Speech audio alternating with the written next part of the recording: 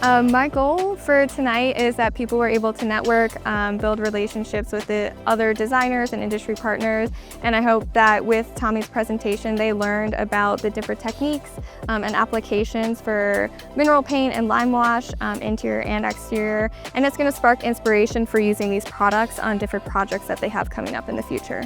Sherwin-Williams is one of our distributors. They are selling tons of lime wash for us. It's a product that's been around for ages and ages, but it has caught traction, and people are doing it outside on brick and doing it inside. You can just get a kind of an old world look, and it's kind of a faux finish.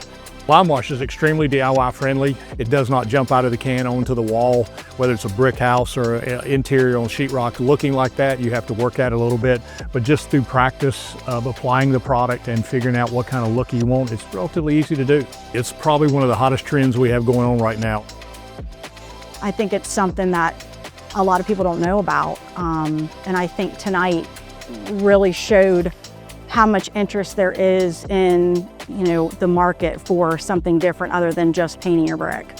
Having events like this, being able to talk, kind of one-on-one and really explain the whole process, I think that it was very eye-opening to a lot of the customers that were here tonight.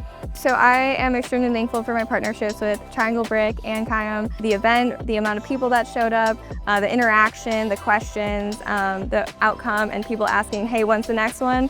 I'm really excited.